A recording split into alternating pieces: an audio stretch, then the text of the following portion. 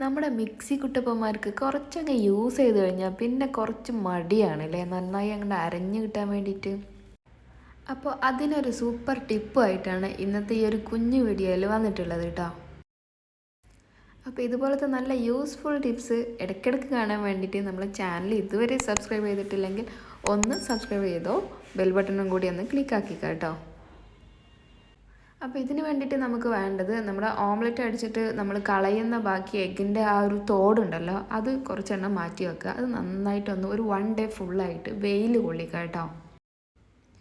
നന്നായിട്ട് മുരിഞ്ഞതിന് ശേഷം ഉണ്ടല്ലോ, നമുക്ക് ഏത് ജാറാണോ കംപ്ലൈൻ്റ് ഉള്ളത്, ഷാർപ്പ്നെസ് കുറവില്ല വെച്ചാൽ ആ ജാറിലിട്ടിട്ട് നന്നായിട്ടൊന്ന് ക്രഷ് ചെയ്തെടുക്കുക. ഒരു 1 മിനിറ്റ് ഒന്ന് കറക്കിയതിന് ശേഷം നന്നായിട്ടൊന്ന് വാഷ് ചെയ്തിട്ട് രണ്ടാമതൊന്ന് യൂസ് ചെയ്ത് നോക്കും. എന്നിട്ട് നിങ്ങൾ ആ ഡിഫറൻസ് കമൻറ്റ് ബോക്സിലൊന്ന് അറിയിക്കണേ, തീർച്ചയായിട്ടും അറിയിക്കണേ.